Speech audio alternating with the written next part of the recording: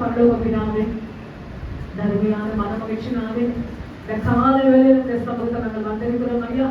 ஆண்டவரே, இன்றைக்கு திருவிருந்து ஆராதனை ஐயா, இதற்கு ஏற்ற ஒரு செய்தி சபைக்கு கொடுத்து கர்த்தரை நடத்தும்படியா நாங்கள் ஜெபிக்கிறோம் ஐயா. இந்த திருவிருந்துக்கு ஏற்ற ஒரு ஆண்டவர் அப்பா ஸ்தோத்திரம் ஐயா, ஒரு செய்தி எங்கள் மத்தியில் பகிர்ந்து கொடுக்கும்படியா நாங்கள் ஜெபிக்கிறோம் ஐயா.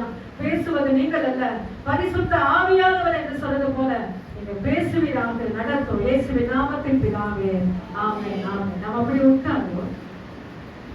இன்னைக்கு திருவிருந்து ஆராதனையா இருக்கிற அப்படின்னாலே நல்ல ஒரு செய்தி. அந்த ரங்கம் என்ன ரங்கம்?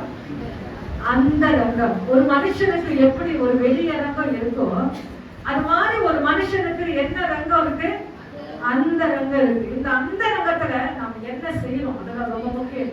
மனுஷனை நம்ம ஏமாத்தலாம், ஊழியக்காரர்களை நம்ம ஏமாத்தலாம், ஆனால் அந்த ரகத்திலே சில காரியத்தை நான் செய்யணுமே அவரை நாம் ஏமாற்ற முடியாது. அல்லேலூயா!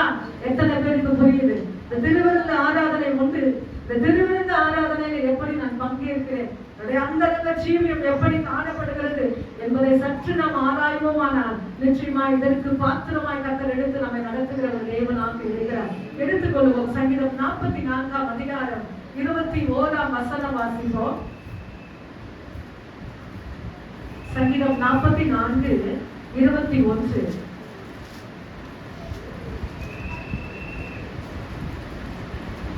தேவன் அதை ஆராய்ந்து விசாரியாதிருப்பாரோ? இருதயத்தின் அந்தரங்கங்களை அவர் அறிந்திருக்கிறாரே. தேவன் அதை ஆராய்ந்து விசாரியாதிருப்பாரோ? இருதயத்தின் அந்தரங்கங்களை அவர் அறிந்திருக்கிறாரே. அல்லேலூயா! ஆண்டவருக்கு ஒரு வசனம் சொல்லுகிறது, அது வெளியரங்கமா இருக்கிறது. அல்லேலூயா! அது பகிரங்கமா இருக்கிறது. நாம் நினைக்கலாம் யாருக்குமே தெரியாதுன்னு சொல்லலாம். அல்லேலூயா! வானதி பூமி அந்த சராசரங்களை உருவாக்கின என் தெய்வத்துக்கு அது வெளியரங்கமா இருக்கிறது, அது நிர்வாணமாக இருக்கிறது. அல்லேலூயா! எல்லாமே பப்ளிக்ல இருக்கிறது என் ஆண்டவருக்கு. ஆமென். அதை நான் எப்படி வச்சிருக்கிறேன் அதுதான் ரொம்ப முக்கியம். இன்னைக்கு எதை நான் ஆராய போகிறேன்னா, இந்த அந்தரங்கத்தின் மூலமாக என் தெய்வத்தை எப்படி நான் வெளிப்படுத்துறேன் அதுதான் ரொம்ப முக்கியம். சங்கீதம் 44:21 வசனத்துல இருதயத்தின் அந்தரங்கங்களை அவர் அறிந்திருக்கிறாரே. கணவனுக்கு தெரியாது, மனைவிக்கு தெரியாது, பிள்ளைகளுக்கு தெரியாது, சமுதாயத்துக்கு தெரியாது, வேலை ஸ்தலத்தில் இருக்கிறவர்களுக்கு தெரியாது, நமக்கு ரொம்ப பக்கத்தில் இருக்கவங்களுக்கு தெரியாது. ஆனா யாருக்கு தெரியும்? இருதயத்தின் அந்தரங்கங்கள் கர்த்தருக்கு தெரியும். அல்லேலூயா! அவரை நாம் ஏமாற்ற முடியாது. அல்லேலூயா! முதல் பாயிண்ட். அல்லேலூயா! ஃபர்ஸ்ட் சங்கீதம் 90 அதிகாரம் 8 வசனம். சங்கீதம் 90 8 வசனம்.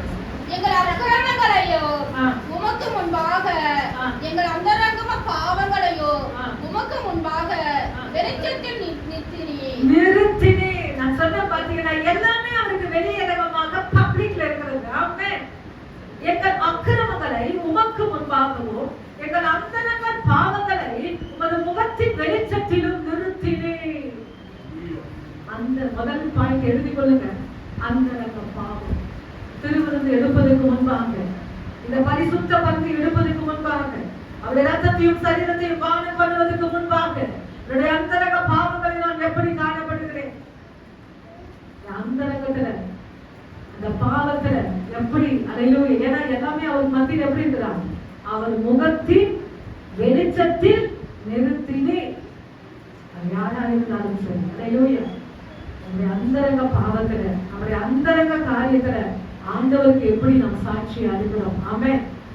என் ஆண்டவர் சர்டிபிகேட் கொடுக்கணும். என் ஆண்டவர் தான் செய்யணும், சர்டிபிகேட் கொடுக்கணும். யார் கையில வாங்குறோமோ இல்லையோ, மனுஷன் கையில வாங்குறதை காட்டிலும் ஆண்டவர் கையில வாங்குங்க.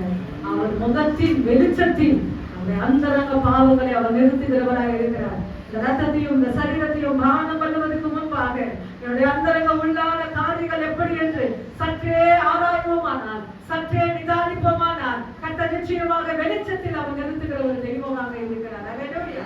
ஒரு அருமையான பாடல் வந்து அல்லேலூயா, பிரைஸ் தி லார்ட். அந்த பாடலை பாடி அல்லேலூயா கொஞ்ச நேரம் ஒரு 2 நிமிஷம் தேவ சமூகத்துல அல்லேலூயா நல்ல ஒரு அருமையான பாடல்.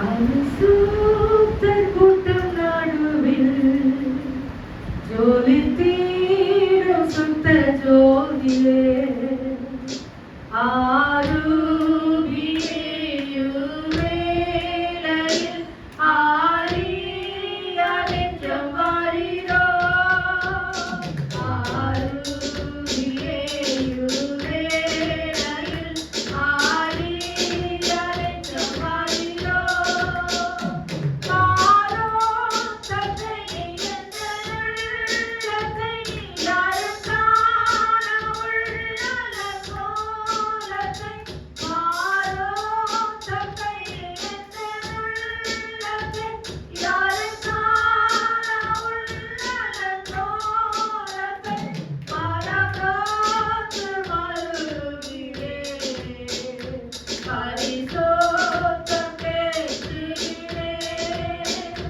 மரகாத்து மருவிலே பரிசோத்தம் பேசிலே பரிசோத்த கூட்டம் நடுவில் ஜோதி தீர சுத்த ஜோதியே ஆரோவிலே யுவேளையில் ஆரியாலெஞ்சம் வாரிரோ ஆரோவிலே யுவேளையில் ஆரியாலெஞ்சம் வாரிரோ.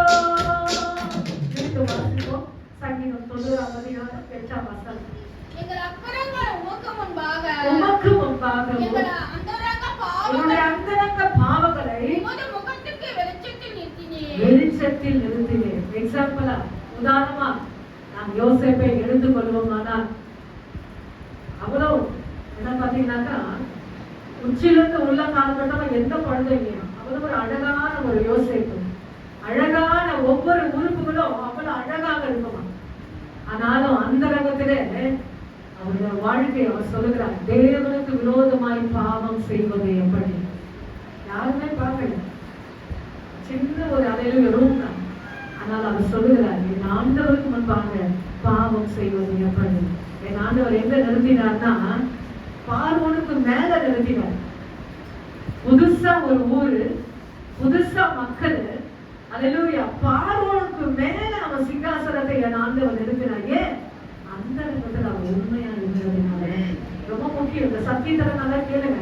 ஏன் யோசேப்பை என் ஆண்டவர் அரசனாய் மாற்றினார்? அரசனாய் மாற்றினது மட்டுமல்லாமல் அவருக்கு மேல இருக்கிற, அல்லேலூயா, பார்வோனுக்கு மேலாக சிங்காசனத்தை என் ஆண்டவர்.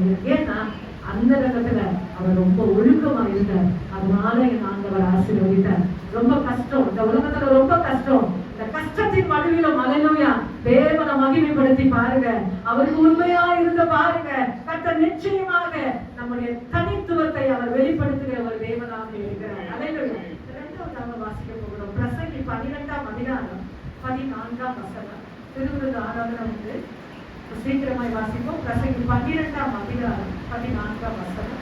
ஒவ்வொரு கிரியையிலும் அந்தரங்கமான ஒவ்வொரு காரியத்தையும் நன்மையினாலும் தீமையினாலும் தேவன் நியாயத்திற்குள்ளே கொண்டு வருவார். ஒவ்வொரு கிரியையும் அந்தரங்கமான ஒவ்வொரு காரியத்தையும் நன்மையானாலும் தீமையானாலும் எங்க கொண்டு வந்து நிறுத்துவாரா? நியாயத்திலே. இந்த செகண்ட் பாயிண்ட்க்கு குறிப்பு வச்சுக்கோங்க. அந்தரங்க காரியம். ஃபர்ஸ்ட் அந்தரங்க பாவம், இரண்டாவது அந்தரங்க காரியம். அல்லேலூயா. ஒவ்வொரு கிரியையும் அந்தரங்கமான ஒவ்வொரு காரியத்தையும் அது நன்மையானாலும் தீமையானாலும் என் ஆண்டவர் நியாயத்திலே கொண்டு வந்து நிறுத்துகிறவராக இருக்கிறார். நீங்க என்ன தீமை செஞ்சாலும் பரவாயில்ல, இந்த பூமியில எந்த நன்மை செஞ்சாலும் பரவாயில்ல, எங்க கொண்டு வந்து நிறுத்துவார்னா நியாயத்துக்கு கொண்டு வந்து நிறுத்துவார். அதனால ரொம்ப கர்த்தருடைய பிள்ளைகள் ரொம்ப இந்த பூமியில ரொம்ப ஜாக்கிரதையா வாழணும்.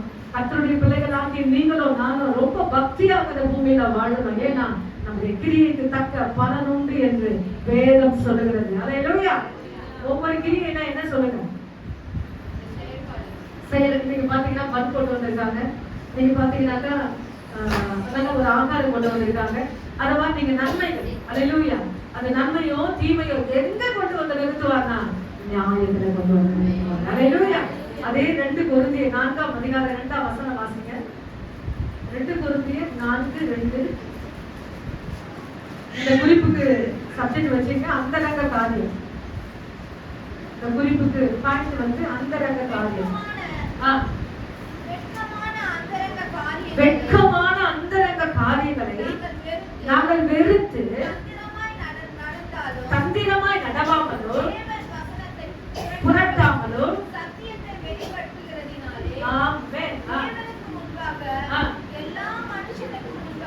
மனசாட்சிக்கும் கையை தட்டி ஆண்டவருக்கு ஒரு தேங்க்ஸ் பண்ணுவோமா? ஹalleluya. அப்போஸ்தலர் பவுல் சொல்லுகிறார், வெட்கமான அந்தரங்க காரியங்களை நாங்கள் வெறுத்து. நான் சொல்ற பார்த்தீங்கன்னா பூமியில ரொம்ப கஷ்டம், ஆனாலும் என்ன செய்யணும்? அந்த காரியங்களை வெறுக்கணும். வெறுத்து தந்திரமாய் நடவாமல். ரொம்ப சில பேர் பார்த்தீங்கன்னாக்கா தந்திரமா இருப்பாங்க. என்ன பேசினாலும் அவங்க பேச்சுல ஒரு உள்கூத்து இருந்துட்டே இருக்கும். ரொம்ப தந்திரமா, ஆனா அவங்க பேசுற வார்த்தை நமக்கு புரியும். ரொம்ப பேதையா இருப்போம். ஆனா இந்த இடத்துல அவர் சொல்கிறார், நாங்கள் தந்திரமாய் நடவாமலும் தேவ வசனத்தை புரட்டாமலும் சத்தியத்தை சத்தியமாய் நாங்கள் சொல்லுகிறதுனாலே, சத்தியத்தை வெளிப்படுத்துகிறதுனாலே தேவனுக்கு முன்பாக எல்லா மனுஷனுடைய மனசாட்சிக்கும் எங்களை உத்தவர் என்று விளங்க பண்ணுகிறோம். இதை நம்ம சொல்லணும். பவுல் மட்டும் இல்ல, நீங்களும் நானும் சொல்லணும். ஹalleluya. நாங்க வெட்கமான அந்தரங்க காரியங்களை வெறுக்கிறோம் ஆண்டவரே. நாங்க தந்திரமா நாங்க யாருக்கிட்ட பேசக்கூடாது, இந்த பூமியில யாருக்கிட்ட அப்படி நடக்க கூடாது ஐயா, எங்களை அப்படி விளங்க பண்ணும் என்று சொல்லி நீங்கள் கேட்பீர்களானால் அவர் கிருபை கொடுக்கிற அவர் தெய்வமாக இருக்கிறார். 3ஆவதாக வாசிக்க போகிறோம், அந்தரங்கமான வேண்டுதல். இந்த பாயிண்ட்டுக்கு பேர் வச்சுங்க, அந்தரங்க வேடு. ஏசாயா 26:16 வாசிங்க. ஏசாயா 26:16.